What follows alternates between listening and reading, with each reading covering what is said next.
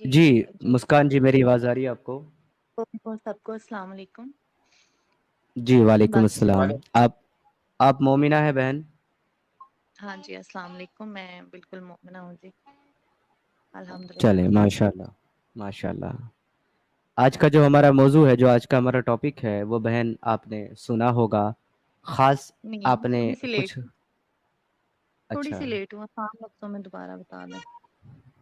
अभी आप आज हम टॉपिक रसूल अल्लाह की ख़ास 16 प्रिविलेज के ऊपर बात कर रहे हैं, जो उनको ख़ास अल्लाह ने उनके साथ मनसूख की थी, 16 प्रिविलेजेस।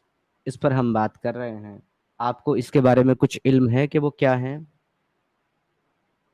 नहीं, डेफ़िनिटली नॉट। ओके। आप एक्सप्लेन अच्छा, करें। वो मैं आपके सामने रखूँगा। लेकिन पहले मैं जनरल आपसे 1-2 सवाल पूछना चाहता हूँ। होप सो कि आप उनका जवाब देना चाहेंगी। मेरा पहला और सवाल आपसे ये अगर है। अगर देखिए देने वाले आंसर्स हुए तो ज़रूर दूँगी, वरना नहीं दूँगी। जी, बिल्कुल देने वाले हैं। ऐसा मैं कोई सवाल नहीं आपसे पूछूँगा बहन जो देने वाला ना हो।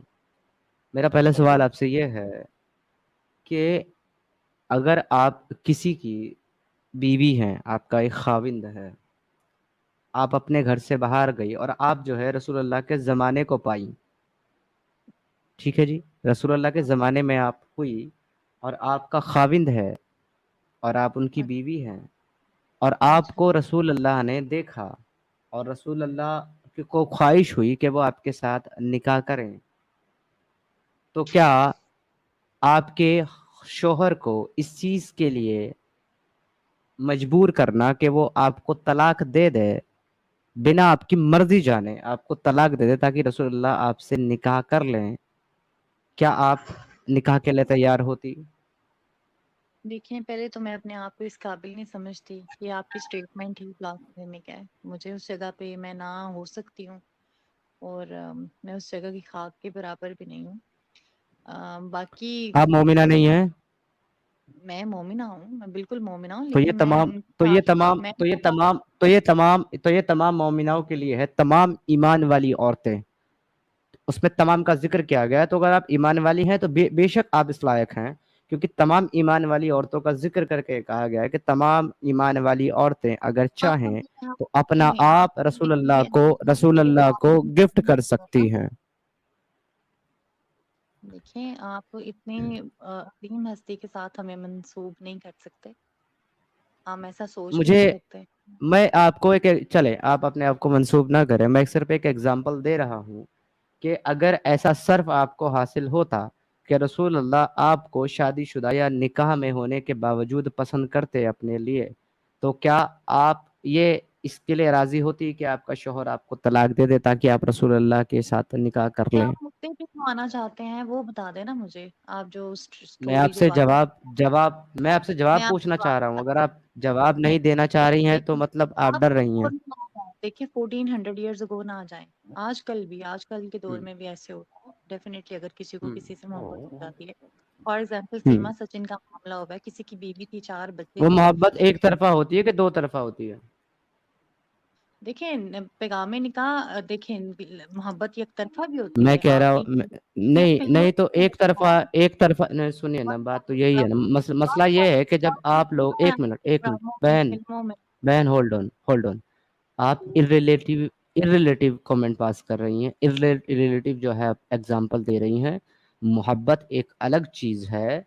आप घर से बाहर निकली और रसूल अल्लाह की नजर आप पर पड़ी, आपको कोई ये गुमान नहीं ना है ना आपका ऐसा कोई बातें ख्याल। जो मोमिना होल्ड ऑन। को होंगी, जो वाकये क्या आप बयान करना चाह रही हैं, मुझे इस जगह पे ना रखें। नौजुबिल्ला, हम लोग इकट्ठों आपको नहीं रखते। रसूल अल्लाह के जमाने में कोई शादीशुदा औरत थी, अब ठीक है, आप आपको नहीं रख रहे ना, हाँ अभी अभी आपको नहीं रख रहे, अब हाँ, सही कर रहा हूँ। आप चले, मैं अपना स्टेटमेंट करेक्ट कर लेता हूँ।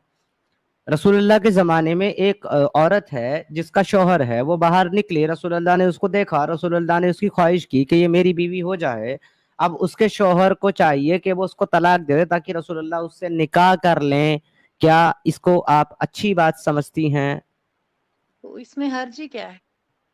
इसमें क्या माशाल्लाह। है आप बताएं। अगर कोई अगर उस ख्वाहिश औरत की मर्जी ना हो निकाह करने की, तब भी अच्छा है ये।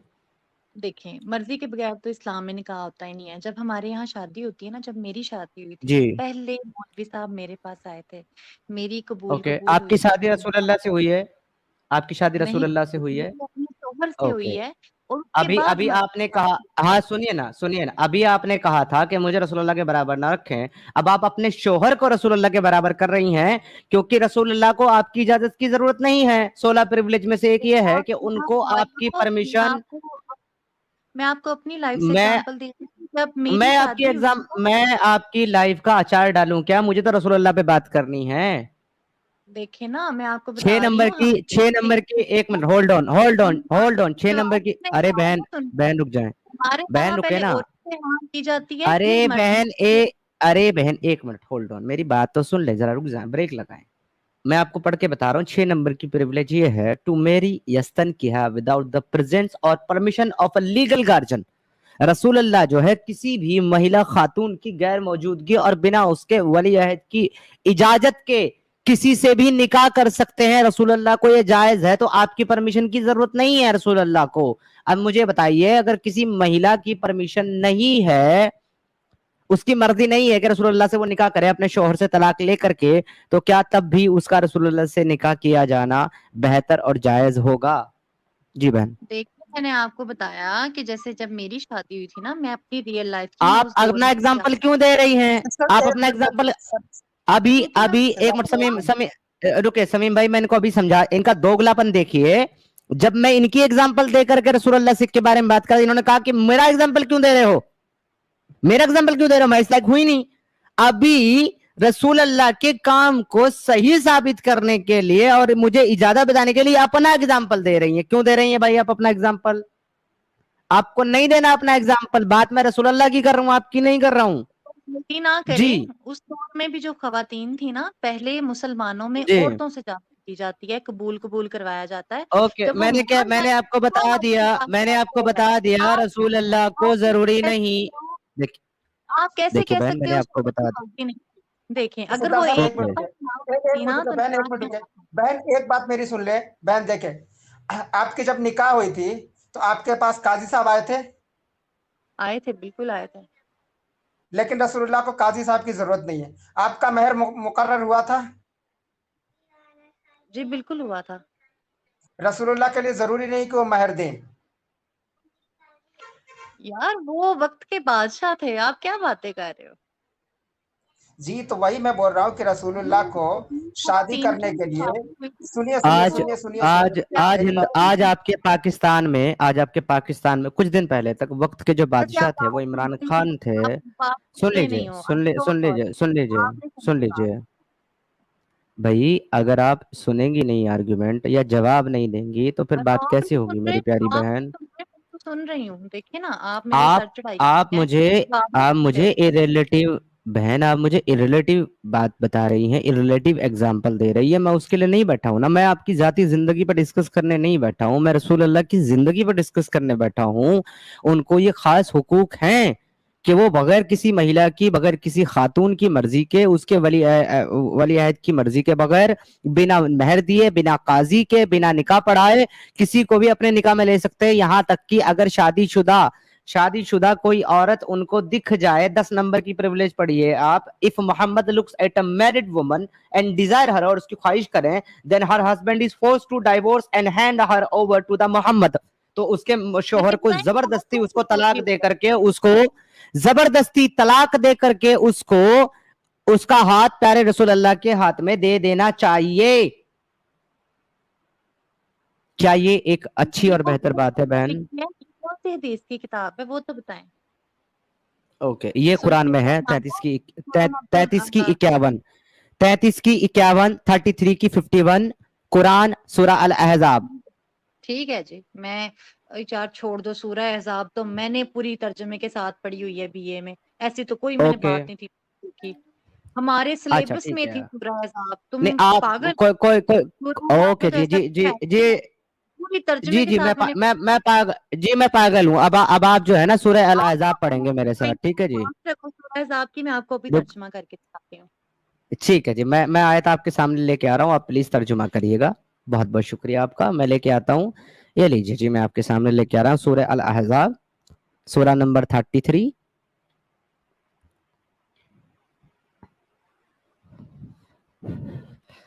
और ये लीजिए आपकी आयत नंबर 51 और 50। जी जरा पढ़ दे बहन तर्जुमा इसका। आयत नंबर कौन सी है जी आपकी? 50 पढ़े जरा। ठीक है। अच्छा, शो तो नहीं हो रहा, अभी इंग्लिश में शो हो रहा है। अच्छा वो ठीक है, मैं जो है अभी आपको शो कर देता हूँ, कोई मसला नहीं सिद्धार्थ है। साहब, मैं एक स्क्रीनशॉट भेजा हूँ, दिखा दीजिए सिस्टर को। सूरह अल अहज़ाब की आयत नंबर 50 खोलिए, ठीक है। उसका तफसीर मौलाना गुलाम रसूल सईदी का तफसीर खोलिए, उसमें नीचे आइए, ये सारा प्रिविलेजेस उसमें लिखा हुआ है, या आप सीधा मेरा स्क्रीनशॉट दिखा सकते हैं आप। गुलाम रसीदी की तफसीर आप बता देखो, रहे हैं? मेरी बात सुने, ये जो आपने मौलाना आयत गुलाम जी निकाली है ना, गलत निकाली हुई है। इसका टोटली नहीं, अभी मतलब होगा अभी जो मैंने, आपने इंग्लिश अरे में भैया बता रहे हो, अभी आयत मैंने नंबर आप बहन अभी मैंने आपको दिखाई ही नहीं आयत, जरा रुक जाएंगे एक यानी जो सेकंड आप। नंबर आप पॉइंट मुझे दिखा रहे हो ना, ये गलत है। हाँ जी, वो वाली हाँ आयत ठीक है नंबर ना, गलत वो मैं ठीक आपको ठीक दिखा दे रहा हूँ ठीक है सिस्टर, ना, अभी देख मैं लेते हैं आपको ना, अभी अभी देख दिखा लेते हैं ना है। गलत कहाँ है। के लिए वली की जरूरत नहीं होती, ठीक है, वली की जरूरत अरे नहीं होती। सिस्टर, मैं अभी दिखा दे रहा हूँ आपको, जस्ट 1 मिनट खामोश रहें आप। सिद्धार्थ साहब, सूरह अल अहज़ाब आयत नंबर 50, मौलाना गुलाम रसूल सईदी साहब का तफसीर निकालिए और उसको आप उनकी स्क्रॉल तफसीर का कीजिए, मैं नाम क्या बताता हूँ। है? उनकी तफसीर का नाम क्या है? आप खोलिए, आप दिखाएं जरा अरे आप मुझे। बहन बहन सीधा आप एक स्क्रीन मिनट जरा निकालिए आप। सब्र करेंगी प्लीज, आप जरा अरे सर, रुकेंगी, स्क्रीन जरा शॉट 2 मिनट ब्रेक लगाएंगी आप। आप जरा स्क्रीन 2 मिनट दिखा ब्रेक दीजिए ना। लगाएं। अरे भाई मुझे व्हाट्सअप खोलना पड़ेगा, आप मुझे गुलाम रसी उसकी तफसीर का नाम बता दें प्लीज, मैं वहीं से खोल लेता हूँ। अरे उनका तफसीर का नाम फिर मुझे देखना पड़ेगा। रुकिए मैं स्क्रीनशॉट लगा लेता हूँ आपका, चले। इतनी तफसीर है ना, इतनी तफसीर मैंने पढ़ा कि सबका तफसीर का नाम भी भूल जाता। इवन आप उसका भी खोल लेंगे ना, क्या नाम है, कुर्तबी का भी खोल लेंगे नजर आ तभी भी गई, चलेगा। नजर आ गई। नहीं आई अभी? हाँ आ गई, ये देखिए, हाँ पढ़िए इसमें। जी हाँ, तीसरा नंबर नीचे कीजिए, थोड़ा और थोड़ा नीचे कीजिए, हाँ तीसरा नंबर। 4 से ज्यादा औरतों से चार से निकाह ज्यादा- करना। जी जी, जो औरतें अपना नफ्स, अपना नफ्स का मतलब क्या होता है सिस्टर, मैं बताना नहीं चाहता हूँ, क्योंकि आप मेरी बहन जैसी हैं, मैं नफ्स बताना नहीं चाहता हूँ। जो अपना नफ्स आपको, रसूलुल्लाह को हिबा कर दे, करे, उसके उससे बगैर मेहर और बगैर निकाह के रसूलुल्लाह उनके साथ हम बिस्तरी कर सकते हैं। 5वां नंबर, बगैर गवाह और बगैर मेहर के और बगैर अकद के निकाह यार करना आप रसूलुल्लाह को इजाजत। आप गलत पढ़ रहे हो। बगैर निकाह के हम बिस्तरी नहीं लिखा हुआ, बगैर मेहर के निकाह लिखा हुआ है। क्या हो गया?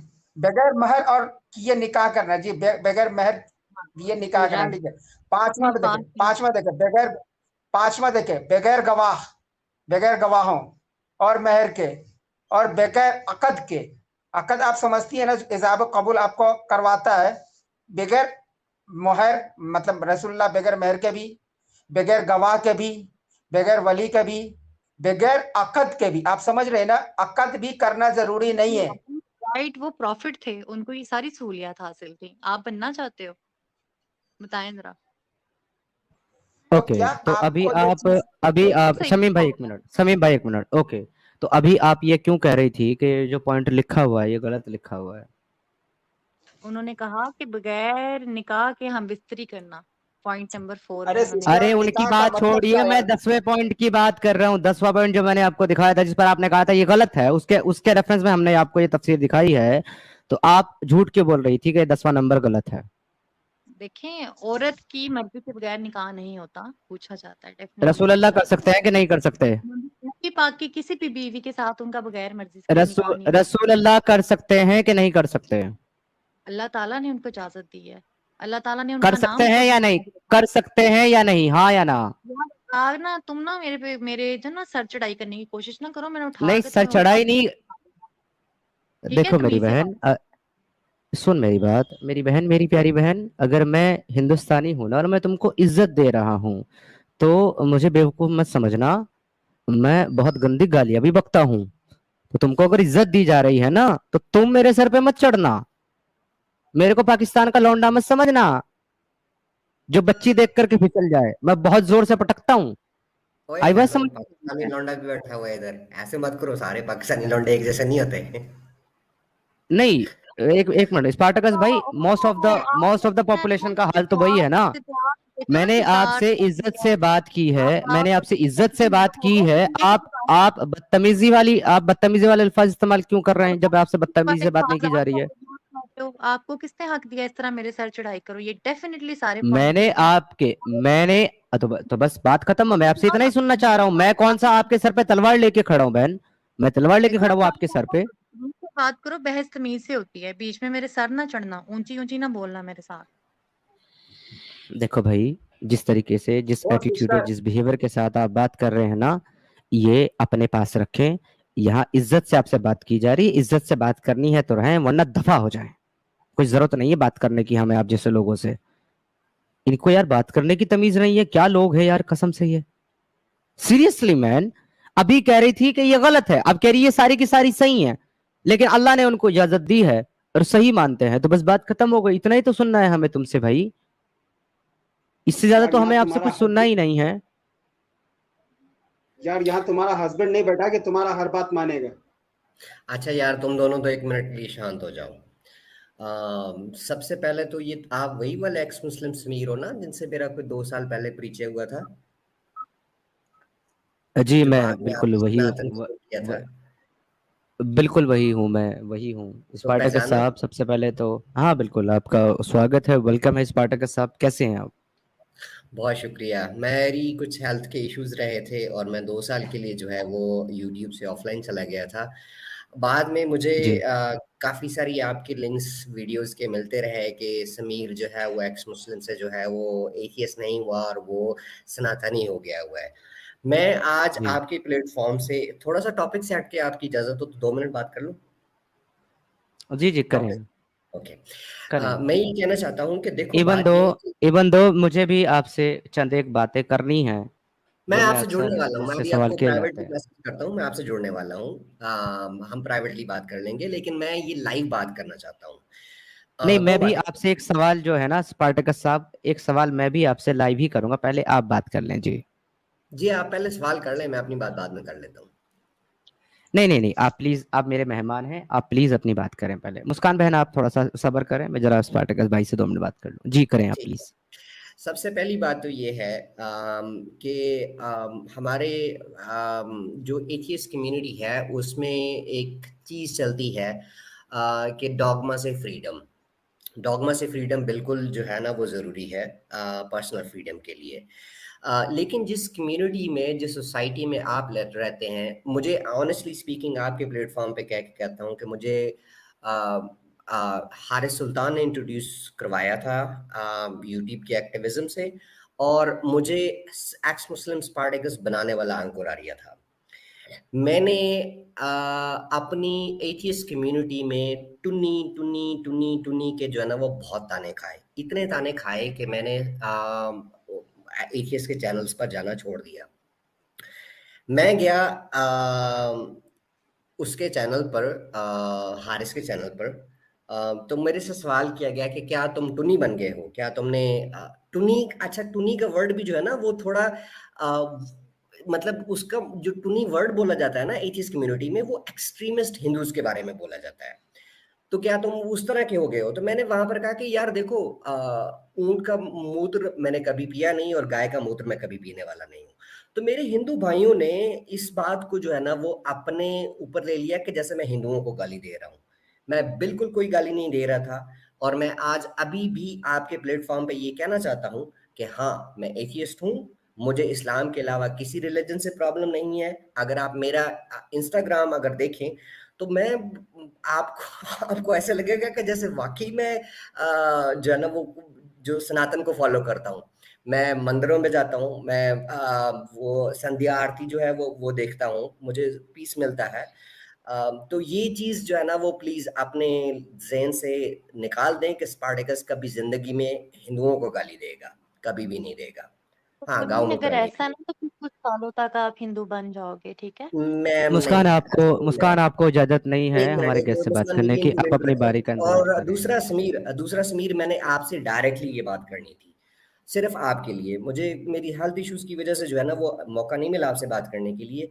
मैं आपको बहुत बहुत बधाई देता हूँ घर वापसी की। मैं बहुत खुश हूँ इस बात से। क्यों? क्योंकि जब आप एक कम्युनिटी से निकलते हैं और एक सिचुएशन में पड़ते हैं, तो भाई मेरे वो दोस्त हैं, मित्र हैं तुफैल चतुर्वेदी जी, वो कहते हैं कि भाई शाम को घर भी तो जाना है, शाम को बैठना भी तो है किसी के साथ, घूमना फिरना भी तो है किसी के साथ, खाना पीना भी तो है किसी के साथ। तो मैं आपके लिए बहुत खुश हूँ और मुझे बहुत अच्छा लगा कि आप ऑनलाइन बैठे थे और आपने मुझे अलाउ किया, और मैं आपको बधाई देता हूँ आप आपने घर वापसी की। बस इतना ही कहना था मुझे। जी आप बोलें, आपका जो सवाल है, फिर टॉपिक पर जी, आते हैं। बहुत बहुत शुक्रिया स्पार्टकस भाई। मैं आपको एक छोटी सी बस चीज़ कहता हूँ। कल भी आपका जिक्र किया गया और किसी शख्स ने जो है सुपर चैट के माध्यम से, सुपर चैट के ज़रिए ये मुझसे ये पूछा कि स्पार्टकस साहब ने जो है वो हैरी सुल्तान के चैनल के ऊपर हिंदुओं को गौमूत्र पीने वाला बोला है, फिर भी कुछ लोग स्पार्टकस को सपोर्ट कर रहे हैं। आपका इस बारे में क्या ख्याल है? तो अगर आपने मेरा जवाब नहीं सुना तो आप सुनिएगा। मैंने वहाँ भी एक बात कही थी स्पार्टकस भाई, वो ये थी नहीं सुना मैंने, अभी आज आया हूँ कि आपके चैनल। चले, मैंने कल ये जवाब दिया था, आपके सामने भी दे देता हूँ, क्योंकि मैं जो पीछे बोलता हूँ वही आगे भी बोलता हूँ। मैंने ये कहा था कि पर्सनली मुझे कोई हक नहीं है किसी भी इंसान को जज करने का। स्पार्टकस ने जो अपनी एक जर्नी जी है, जो सेक्रीफाइस किए हैं, और जिस तरीके से उन्होंने अपनी जान का जोखिम लिया, उनके अपने घर वाले उनके अपने कातिल बन गए थे, उन्हें अपना मुल्क छोड़ना पड़ा, अपना घर छोड़ना पड़ा सिर्फ इंसानियत के लिए। मैं सिर्फ इस एक कदम की वजह से किसी भी इंसान की हजारों गलतियों को या हजारों गलत चीज़ों को मैं इग्नोर करके उसकी रिस्पेक्ट कर सकता हूँ। आई रियली अप्रिशिएट स्पार्टकस भाई and I really support him and respect him. But बस मुझे तकलीफ ये हुई है, ये मेरे कल के सेंटेंस जो मैं दोहरा रहा हूँ अभी, मुझे तकलीफ बस ये हुई है कि जब आप एक डोगमा से निकलते हैं तो आप उस डोगमा से तो निकल जाते हैं, लेकिन उसकी जो एक थिंकिंग होती है या उसका जो एक ब्रेन वॉश होता है आपके अंदर, आप उस डोगमा से निकलने के बाद भी वो नजरिया जो है बहुत वक्त तक छोड़ नहीं पाते। मुझे बस इतना अफसोस है कि स्पार्टकस भाई ने कोई स्टेटमेंट देने से पहले उस चीज के बारे में रिसर्च नहीं की या उस चीज को पढ़ा नहीं। अगर वो पढ़ करके रिसर्च करके इस बात को बोलते हैं, मैं उनको अप्रिशिएट करता हूँ, क्योंकि मैं खुद स्पार्टकस भाई यहाँ ऐसी बहुत सारी बातों को कंडेम करता हूँ जो हमारे सनातनियों के अंदर है, जैसे जातिवाद, भेदभाव, या फिर गाय के नाम पर किसी को मार डालना। तो इन सब चीजों को मैं रोजाना बोलता हूँ, क्रिटिसाइज करता हूँ इन सब चीजों को, क्योंकि ये रियलिटी है। बट जो स्टेटमेंट आपका था ना स्पार्टकस भाई, गौमूत्र पीना, ये रियलिटी नहीं है, क्योंकि सारे सनातनियों के लिए और सारे नहीं हिंदुओं के पीते, लिए यही गौमूत्र चीज, पीना यही पॉइंट था। कंपलसरी नहीं थैंक है you sir. Sameer, thank you Sameer इस पॉइंट पर आने के लिए। मैं यही पॉइंट रेज किया था। मैं आपको लिंक भेज देता हूँ उस वीडियो का, आप देख लेना। मैंने किसी हिंदू को गाली नहीं दी, मैं सनातन की गाली नहीं की, मैंने अपनी बात की। मैंने कहा कि मैं गौमूत्र नहीं पीऊंगा। मैं अभी भी आपके चैनल पर बैठ के कह रहा हूँ, क्या मैं हिंदुओं को गाली दे रहा हूँ? क्या मैं सनातन को गाली दे रहा हूँ? मेरी बात को आउट ऑफ द कॉन्टेक्स्ट लिया गया, मेरी बात को इंतहाई आउट ऑफ द कॉन्टेक्स्ट लिया गया। और फिर पिछले कुछ दिनों से जब मैं वापस आया हूँ, कोई एक डेढ़ हफ्ते से वापस यूट्यूब पे, मेरी हेल्थ बेटर हो गई, तो एक कोऑर्डिनेटेड अटैक हुआ है, और वो मैं आपको प्राइवेटली बताऊंगा कि कैसे कोऑर्डिनेटेड अटैक हुआ है मेरे ऊपर, और हिंदुओं को मेरे अगेंस्ट करने की कोशिश की जा रही है। भाई मैं अगर आज जहां पर हूं, मैं आपके चैनल पर बैठ के कह रहा हूं, अगर अंकुर आर्य भाई ना होते, अगर तोफैल भाई ना होते, तो तोफैल भाई ने मुझे कल फोन किया है। अब तोफैल भाई वो बंदे हैं जिन्होंने कहा था कि हमारी गाय को कोई कोई कुछ करेगा, मैं उसका गला काट देंगे, इतने वो एक्सट्रीमिस्ट हैं। अगर तोफैल भाई मुझे कल फोन कर सकते हैं, तो यार बाकियों को क्या प्रॉब्लम हो रही है? मैंने नहीं दी गाली असल क्योंकि में तोफैल भाई मुझे स्पार्टकस समझते हैं। भाई, स्पार्टकस भाई जो आपकी बात है चले वो हम समझ रहे हैं, लेकिन अगर यहाँ तुफैल जी की बात है तो मैं आपको एक चीज बता दूं। तुफैल जी वो शख्स हैं जिन्होंने मेरा अपना घर छोड़ने के बाद, जब मैं बेघर था, तो मुझे अपने घर में बेटा बना करके 2 महीने रखा। मेरे को बाद में रेंट का मकान दे करके उसमें सारी सुख सुविधाएं के सामान, रहने खाने के सामान खरीद करके दिए। उन्होंने ही मुझे आपके बारे में सबसे पहले बताया था कि आपकी तबीयत खराब है। उनसे मेरी बात हुई, 2 महीना मैंने उनके साथ रहा एक घर में। लेकिन फिर तुफैल भी मैं भाई ये मेरे कहता वो हूँ, भाई हैं फिर भी मैं जो ये मैं कहता हूँ, सड़क पर सुनिए खड़ा ना, था अपना बैग लेकर। मैं मुझे जी मुझे बस और कंप्लीट वो कर मेरे ले। देश में भी नहीं है, वो दूर हैं। उन्होंने आई आधे नो, घंटे में मेरी आई नो अरेंजमेंट की थी। Sir, I know that very well. वो सबको हेल्प करते हैं, वो सबको सपोर्ट करते हैं, लेकिन फिर भी मैं जो अब स्टेटमेंट दे रहा हूँ ना, इससे आप अंदाजा लगा सकते हैं कि मैं कितना खुला विचार है मेरा। मैं ये कह रहा हूँ, तुफैल जी जो है ना, वो सनातन के प्रचारक या फिर ध्वज वाहक नहीं है। यानी कि तुफैल जी अगर किसी चीज को सही कहें और या किसी चीज को गलत कहें, तो तमाम सनातनियों के लिए वो आर्ग्यूमेंट नहीं है कि वो सही कह रहे हैं या गलत कह रहे हैं। हमारा कोई नेता नहीं है, हमारा कोई गाइडर नहीं है, सिवाय हमारे अपने बिलीव या फिर सिवाय हमारे अपने उसूल के और अपने कर्म के। हम उसको फॉलो करते हैं जो इंसानियत के माफिक है। और मैं, आप तो ये कह रहे हैं कि उन्होंने ऐसा कहा कि जो गाय को मारेगा मैं उसकी गर्दन काट दूंगा, फिर भी उन्होंने मुझे फोन किया। मैं ये कहता हूं कि मैं उनके स्टेटमेंट को खंडित करता हूं, मैं कंडम करता हूं उनको, और गलत बोलता हूं कि उन्होंने स्टेटमेंट गलत दिया है।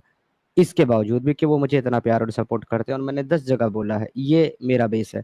लेकिन स्पार्टकस भाई, फिर भी एक बात ये है सबसे एंड वाली, कि हम सनातनी जो होते हैं ना सर, हम दिल के बड़े खुले होते हैं, और हम दिल से बड़े जो है ना, मतलब खुले दिल वाले लोग हैं हम लोग। अगर कोई सामने से एक बार, अगर हमने मिसअंडरस्टैंडिंग किया या किसी ने कोई गलती भी की और वो उसको ये कहे कि चले भाई वो मुझसे गलती हो गई, तो सर हम खुले दिल से उसको माफ करके चले, रेस्पेक्ट के साथ अब अप्रिशिएट चले करते इस हैं बात और को मैं यही एक्सेप्ट खत्म करते हैं। करता हूँ। तो सर मैं आपको पूरी इज्जत के साथ अप्रिशिएट और रेस्पेक्ट के साथ एक्सेप्ट करता हूँ। आप मेरे भाई हैं, most welcome to the stream चले, सर। मैं मेरे को इस आपसे बात कोई को गिला ऐसे नहीं। ऐसे खत्म करता हूँ। समीर, आप सिद्धार्थ कहूँ कि समीर कहूँ?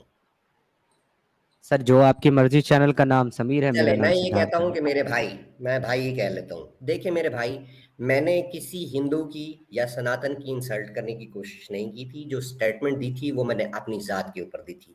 लेकिन फिर भी अगर किसी को मेरी वो ये स्टेटमेंट बुरी लगी है, तो मैं तहे दिल से सबसे माजरत करता हूँ। मेरी इंटेंशन चले हम किसी को तो, हर्ट करना नहीं थी, और सनातनी चले भाइयों को सर, तो हर्ट करने का बिल्कुल कोई इंटेंशन नहीं था।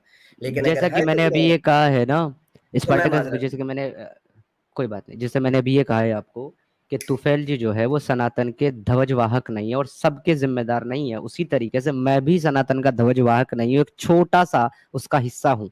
हर एक इंसान को अपना जो है थिंकिंग बनाने और अपना डिसीजन लेने का पूरा हक है। मेरा डिसीजन ये है कि सर मुझे अब आपसे कोई शिकायत नहीं है। मैंने, अगर मुझे कुछ थी भी, मैंने वो हटा दी, और मैंने दिल से आपको एक्सेप्ट किया और प्यार दिया सर। मैं मेरा बता चले रहा हूँ ठीक है, आपको। मैं आपसे प्राइवेटली जुड़ने की कोशिश करता हूँ, ताकि हम जो है ना वो फिर आगे का कुल है अमल तय कर सकें। क्योंकि मुझे जो है ना वो मुझे किसी रिलीजन से इस्लाम के अलावा कोई प्रॉब्लम नहीं है। बस मेरी स्टेटमेंट को जो है ना वो आउट ऑफ द कॉन्टेक्स्ट लिया गया, और उसका जो है ना वो मेरे अगेंस्ट यूज किया गया। कौन कर रहा है, क्या कर रहा है, वो मैं आपको प्राइवेटली बताऊंगा।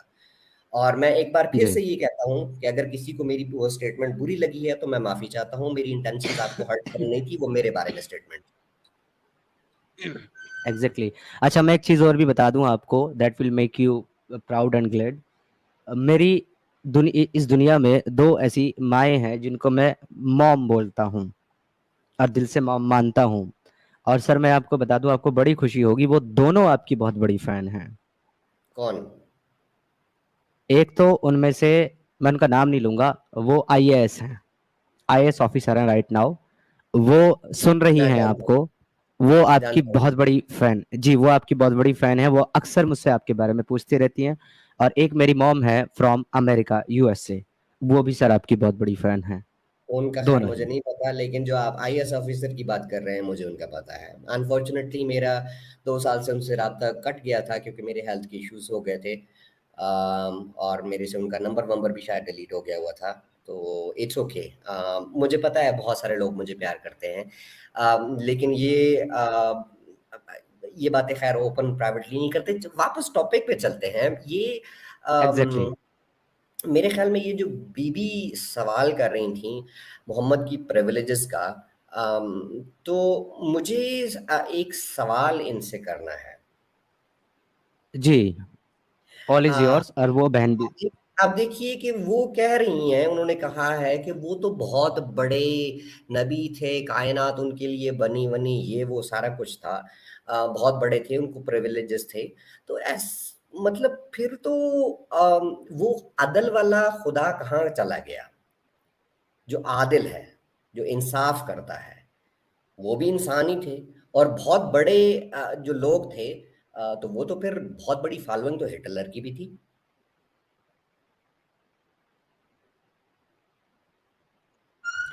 सवाल आपका वाजिब है, बहन पैनल के ऊपर बैठी हैं, वो आपका ज़रूर जवाब देना चाहें तो देंगी। जी मुस्कान बहन, आप अपना म्यूट करके भाई की बात का जवाब दें। स्पार्टकस भाई आपसे कुछ सवाल कर रहे हैं। मुस्कान सिस्टर,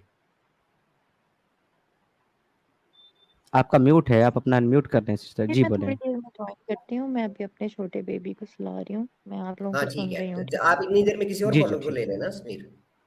जी जी ठीक है, बिल्कुल। तमीम है। बहन हाँ, हमारे साथ जुड़ी हैं। कुछ करती हूँ। जी ठीक है, आप म्यूट लगा लें अपना, कोई इशू नहीं है बहन, और जब आप फ्री हो जाएं आप बात कर लीजिएगा। हेलो तमीम बहन, most welcome to the stream. कैसी हैं आप sister? Thank you so much भाई जी, मैं ठीक हूँ। जय हिंद, वंदे मातरम और सबको नमस्ते। जी मैं ठीक हूँ, आप जय लोग हिंद कैसे हैं सब? मातरम। जी समीर बहुत भाई, बढ़िया सिस्टर। स्पार्टकस जी, सब शमीम भाई, हाउ आर यू ऑल? जी मैं बहुत अच्छा हूँ सिस्टर, आप कैसी हैं? और हाँ भाई, सब कुछ ठीक आज है। का जो टॉपिक है कि हमारे रसूलुल्लाह को जो कुछ स्पेशल दिया गया था अल्लाह के तरफ से, इवन कि वो हर मोमिन 4 शादी कर सकता है, लेकिन हमारे रसूलुल्लाह के लिए इसका कोई लिमिट नहीं है। रसूलुल्लाह बिना मेहर, बिना गवाह, बिना अक़द, अक़द का मतलब आप समझती हैं ना शायद, कि शादी हो अक़द, जो एक मौलाना आता है इजाब व कबूल करवाता है, 2 गवाह की ज़रूरत होती है। रसूलुल्लाह को किसी भी चीज़ की ज़रूरत नहीं थी। सूरा सूरा अल-अहज़ाब के एकदम मतलब पूरा के पूरा सूरा में इतना ज़्यादा आई मीन इट्स फनी, इतना फनी सूरा है ये। मतलब कंप्लीटली मोहम्मद को प्रिविलेज करने के लिए जो एकदम वुमेन दे के किसी भी तरीके से बस मोहम्मद का जी भरने के लिए जो सूरा है वो अहज़ाब। एनीवे, हाँ, ये सब सुनती हुई मैं सुन रही थी जो ना आई वाज़ जस्ट इमेजिनिंग कि वो एक किसी लड़की को देखकर उसको अच्छा लगा, उसके पति को अब लव he is forced to divorce her. मतलब अगर इमेजिन करो ना ये सब चीज़, इट्स सो डिस्गस्टिंग, कितना डिस्गस्टिंग है ये। देखिए देखिए, जब आप सूरह अल अहज़ाब की आयत नंबर 37 पढ़ते हैं, वहाँ पर जैद के साथ भी तो यही मामला हुआ है ना, कि रसूल अल्लाह की वजह से उसको अपनी बीवी को तलाक देना पड़ा। और इसका जो शाहिद बना है वो खुद कुरान बना है, जो कहता है कि जब उसने उससे अपनी ज़रूरत पूरी कर ली, अपनी गरज पूरी कर ली, तो अब हमने उसको तेरे निकाह में दे दिया। तो सर पहली बात तो मॉरलिटी तो वहीं दम तोड़ जाती है, जब आप उस उस महिला को अपनी बीवी बना करके उस शख्स की माँ बना दे रहे हैं जिसकी वो कल तक बीवी थी। तो मॉरलिटी तो वहीं दम तोड़ दिया। दूसरी बात यह है कि जो एडॉप्शन का जो कल्चर था वो पूरा खत्म हो गया। तीसरा सबसे बड़ा प्रॉब्लम ये हो गया है कि आप जो है वुमन को सिर्फ एक इस्तेमाल की और बरतने की और उसको महज एक खिलौने की तरह ट्रीट करने का काम कर रहे हैं। जब आप ये कह रहे हैं कि जब उसने उससे अपनी गरज, अपनी जरूरत पूरी कर ली, तो क्या एक वुमन, एक महिला सिर्फ गरज और जरूरत पूरी करने की चीज है? ये बहुत सारे सवाल यहाँ पर खड़े हो जाते हैं। यही पॉइंट मैं जी उठाना चाह रही थी समीर भाई के, जब पूरी कर ली उसने अपनी ज़रूरत ज़ैनब से, भाई किस तरह का ज़रूरत, कौन सी ज़रूरत पूरे करने के लिए आई मीन वुमेन का जन्म होता है, क्या क्या कहा जा रहा है इसमें? और वैसे 3 के 14 if I am not wrong, Imran के 14 नंबर आयत उधर पे तो निशान लगे घोड़े, सोना चांदी, उसके साथ लड़की को भी हमें बिठा दिए कि लाइन में, तो इट्स जस्ट एन ऑब्जेक्ट। ये भी पता चलता है ये सब सूरत से कि लड़कियां सिर्फ और सिर्फ एक object, nothing else. Exactly exactly, बिल्कुल आपने सही कहा है। और मोहम्मद ने हमारे इतना साथ बड़ा एक जी जी बोलिए। जी जी जी जी बोलिए सिस्टर। मैंने कहा मोहम्मद ने इतना बड़ा अच्छा शख्स था, उसके उसने जो भी कुछ किया वो मानना सुन्नत है, तो भाई इस तरह के आई मीन सब कुछ क्यों ना करे एक इंसान? मतलब मोहम्मद ने ऐसा क्या किया जो नॉर्मल मुसलमानों के लिए मानना नहीं मान सकते, क्यों? जी, क्योंकि कुरान इसकी इजाजत देती है सिस्टर, लक़द कान लकुम फी रसूलिल्लाह उसवतुन हसना। मतलब कुछ रसूलुल्लाह भी आपके लिए बेहतरीन आइडियल मॉडल नहीं है, बेहतरीन नमूने अमल है। रसूल तो आपके सब लिए करो ना। एक बेहतरीन नमूने अमल है, मतलब कि वो उनकी जो जिंदगी है आपके लिए एक नमूना है कि जैसे उन्होंने किया वैसा ही आपको करना है। हाँ तो सब कुछ क्यों नहीं है? जो कर रहे सब कुछ करो ना। 14 बीबी रख रहे, 13 बीबी रख रहे, तो अपना आप भी रखो यार। जी, उससे ज्यादा भी रखे हैं, कोई इस मसला तरह नहीं है, मुसलमान हिपोक्रेसी हिपोक्रेसी। उनका उनका नवाजा भी 120 साल के मैं बच्चों आपको को यहाँ जाता है। पर एग्जैक्टली वही मेरा पॉइंट है कि देखिए ऐसा नहीं है कि सिर्फ रसूल अल्लाह के लिए हैं 4 बीवी या उससे ज्यादा मुसलमानों के लिए नहीं।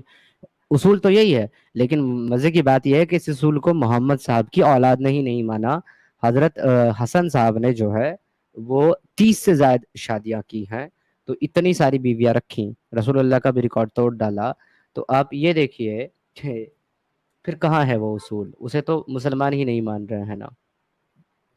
नहीं इवन मैंने जितना हजरत तो अली कूफा के मिंबर पे, एक मिनट, हजरत अली कूफा के मिंबर पे जाके कहते हैं कि ए लोगो, हसन को अपनी औरतें अपनी बच्चियां ना देना, वो